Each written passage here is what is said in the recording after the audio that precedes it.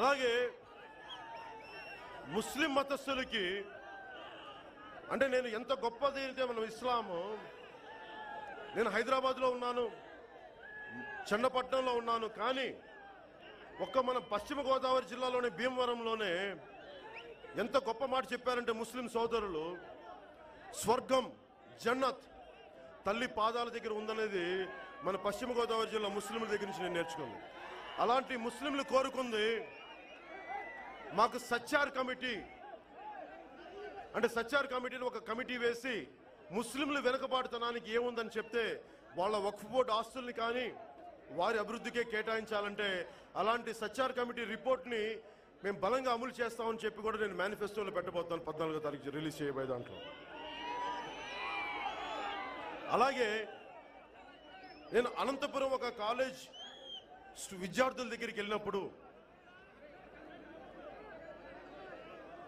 అలాగే ముఖ్యంగా దానికంటే ముందు నేను చెప్పదలుచుకుంది, ఎస్సీ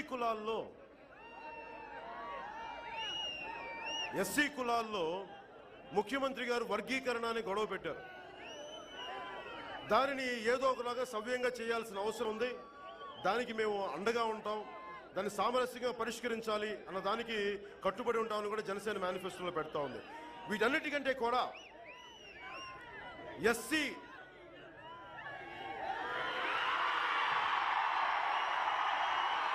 నీ బాధ తీరిందా, నీ వేదన తీరిందా? ఎస్సీ కులాల్లో పొలిటికల్ రిజర్వేషన్స్ ఉన్నాయి, అన్ని రకాల రిజర్వేషన్స్ ఉన్నాయి, కానీ ఎస్సీ కులాలకి జనసేన పార్టీ చేయబోయేది ఉద్యోగాలు చేసేవాళ్ళు కాదు, మీరు 10 మందికి ఉద్యోగాలు ఇచ్చేవాళ్ళుగా ఉండాలి, దానికి అండగా మేము జనసేన పార్టీ నిలబడుద్ది ఎస్సీ కులాలకి అని చెప్పి మనస్ఫూర్తిగా నేను తెలియజేసుకుంటున్నాను. అలాగే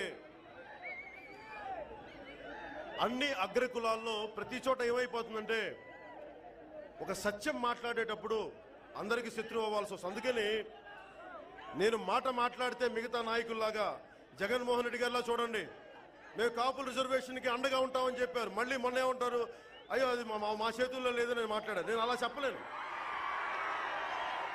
ముఖ్యమంత్రి గారు నేను కాపులకు అండగా ఉంటానని చెప్పి రిజర్వేషన్ చెప్పి తీసుకెళ్లి ఎక్కడో ఫైల్ మూల డస్ట్బిన్లో పడేశారు, ఢిల్లీ తీసుకెళ్లి. నేను అలా చెప్పను. కష్టమో నష్టమో మీ చేతిలో తిట్లు తింటానో మీరు తిమ్ముతారు, ఏదైనా సరే నేను పడతాను. ఎందుకంటే మీకు అండగా ఉండేవాడిని, మీ ప్రేమను కోరుకునేవాడిని, మీకు నిలబడేవాడిని. అందువల్ల కష్టం ఉన్నా నష్టం ఉన్నా ఇబ్బంది పడ్డా నేను నిలబడతాను అండగా. అలాగా అన్ని కులాల్లో అగ్ర కులాల్లో పాపం బాగా చదువుకున్న పేదరికంలో ఉన్న విద్యార్థులు, కనీసం సరిగ్గా ఇంటి అద్దె కట్టలేని పరిస్థితులు ఉన్న అగ్ర కులాల్లోని పేదలందరికీ జనసేన పార్టీ నిర్ణయించుకుంది ఎకనామికలీ బ్యాక్వర్డ్ క్లాస్కి ఆర్థికంగాను మీకు అండగాను ఒక కార్పొరేషన్ లాంటిది ఏర్పాటు చేస్తామని చెప్పి మీకు సవినయంగా నేను తెలియజేసుకుంటున్నాను.